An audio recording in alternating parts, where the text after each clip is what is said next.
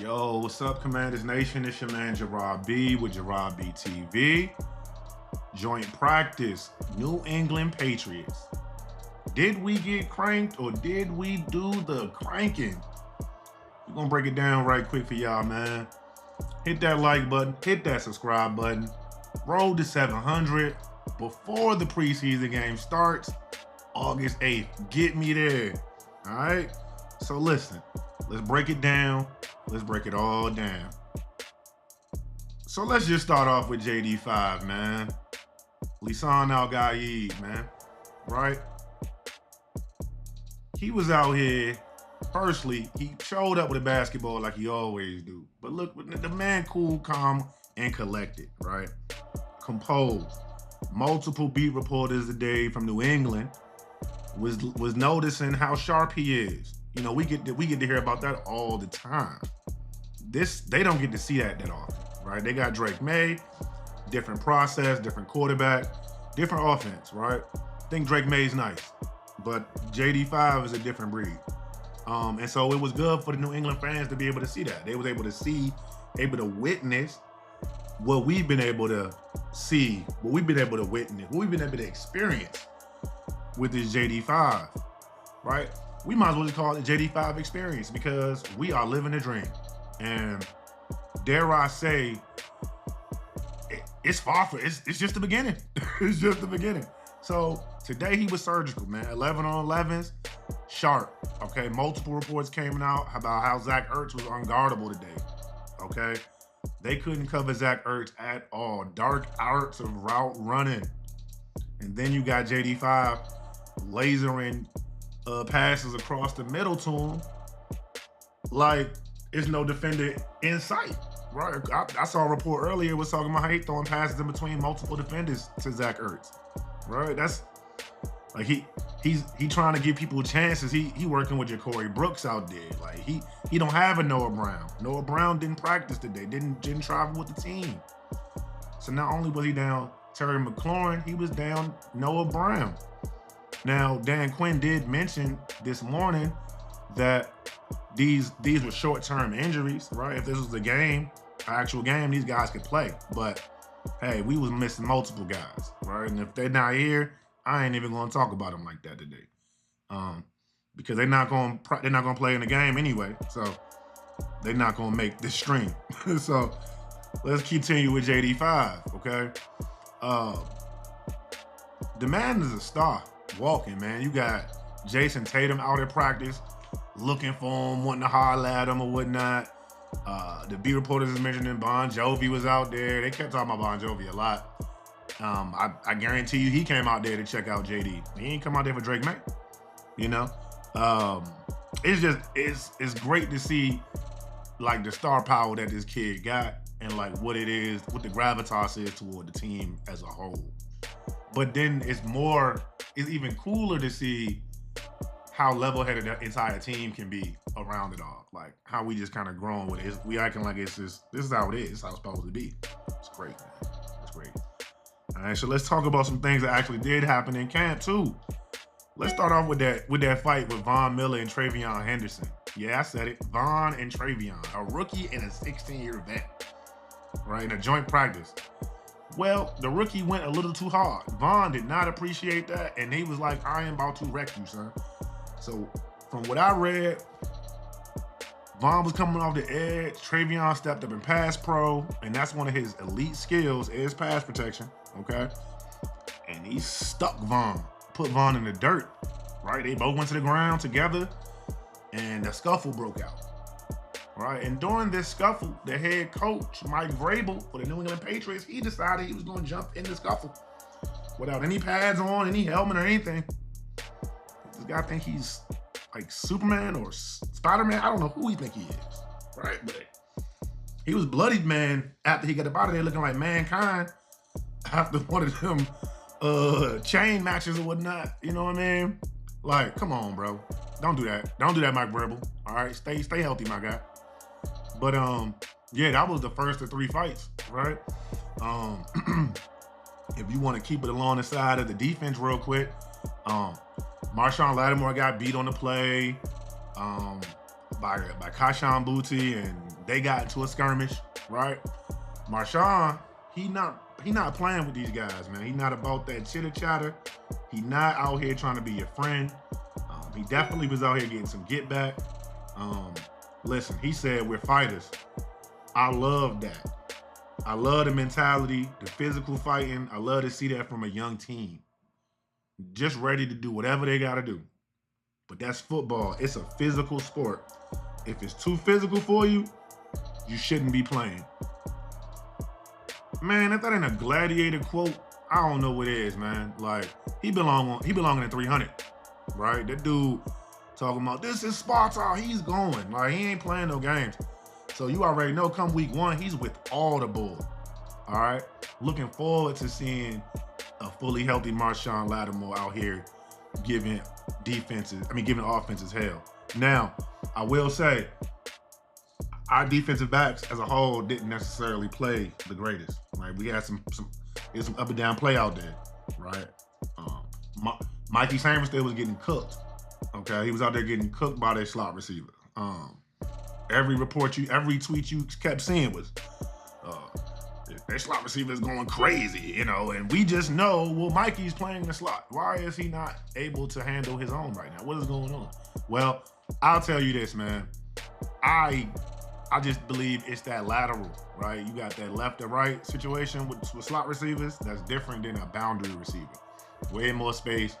You ain't got the sideline to be a second defender. It's tough out there for the kid. It's gonna be tough out there for the kid, man. And it was tough for him. I mean, he did come away with an amazing play at the end of practice, man. Bobby tipped the pass in the air. And Mikey, he opportunistic, man. You know what I'm saying? So he had a day, you know, as a corner.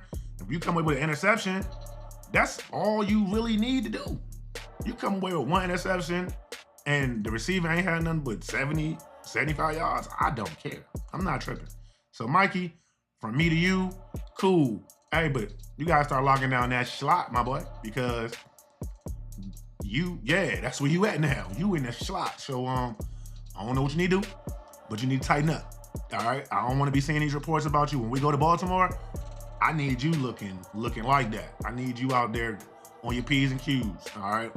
Dotting your I's and crossing your T's. But I'll say this, it's the first time that they gone against somebody else. And it sounded like as the practice progressed, the DBs got progressively better. The coverage got stickier. Made mention of Trey Amos being patient and well-timed with his coverage and things like that. John Com had a tweet he put up today talking about how Trey Amos is continuing his strong summer. No one wins every day, and that's true.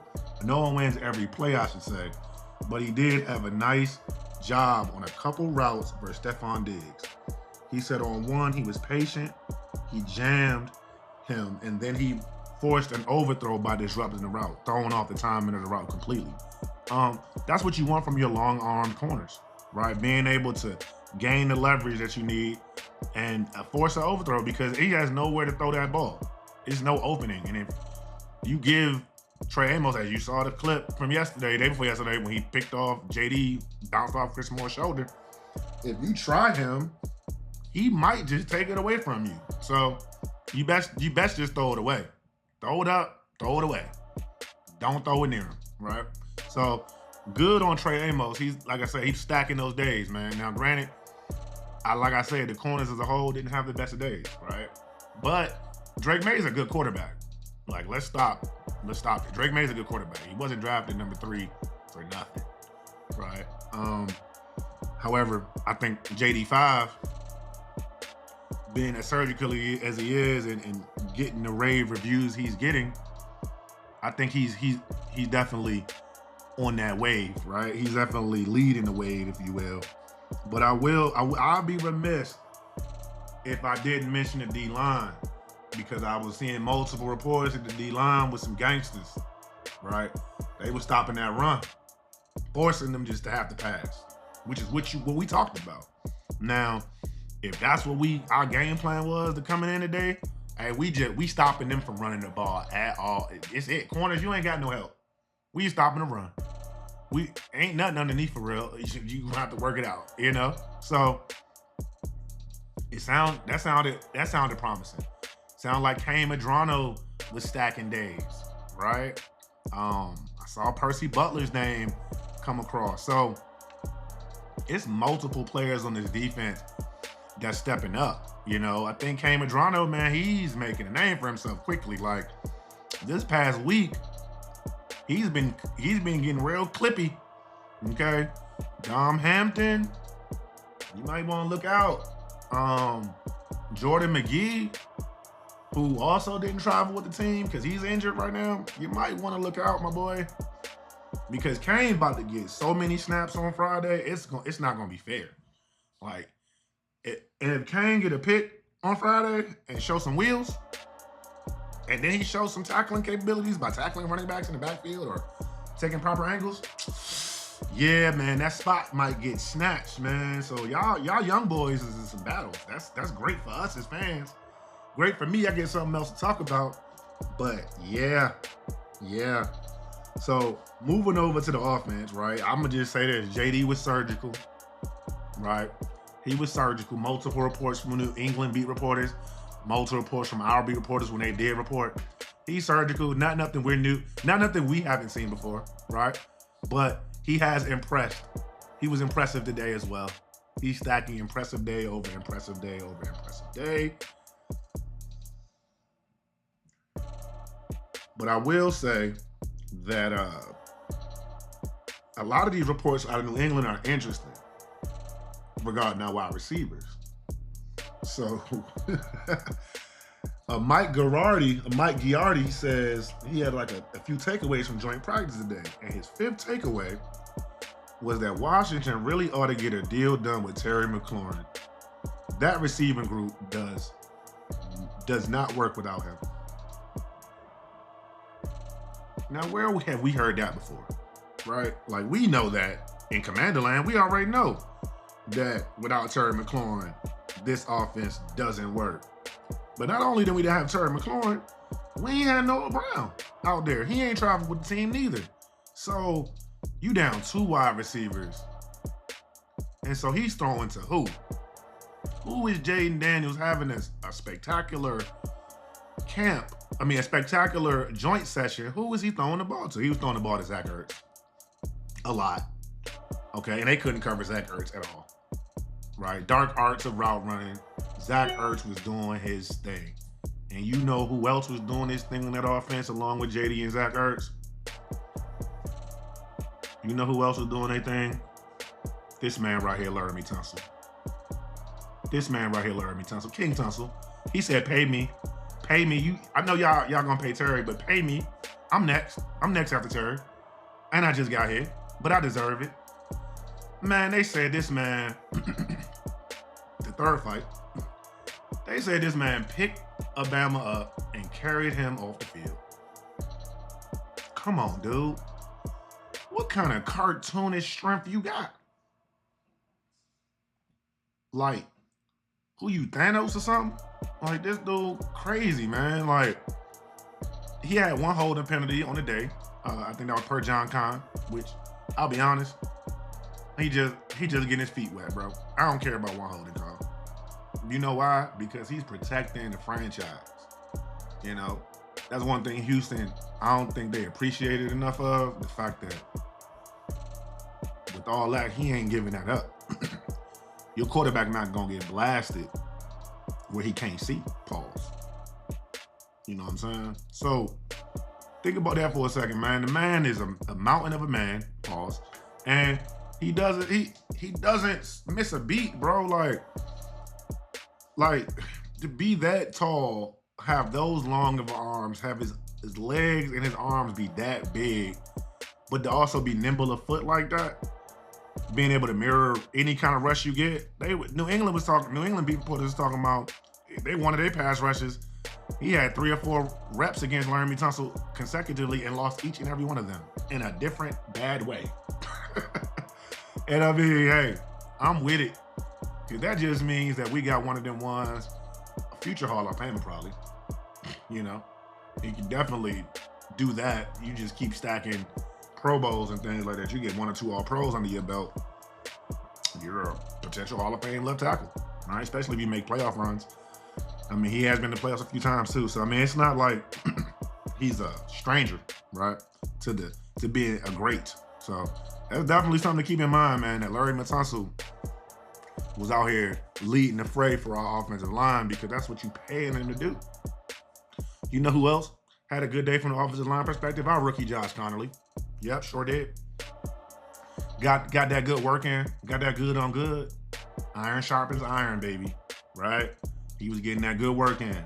I also, from the offensive standpoint, you know I would be remiss if I didn't mention Deebo Samuel.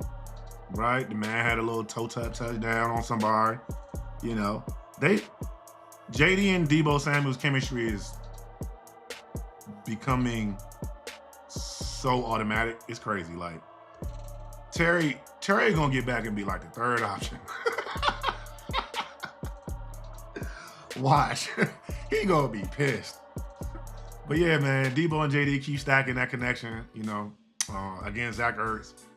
B-Rob had a couple good runs today. And he was trying to fire the team up and get them going, because it sounded like the team was like hella sluggish in the beginning of the practice. Like, they just wasn't there, offense and defense wise.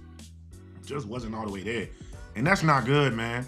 That's not any way for us to be as a squad. And I know that Quinn, and he wasn't feeling that, man. He was not feeling that. Like, and I'm just closing the video saying this.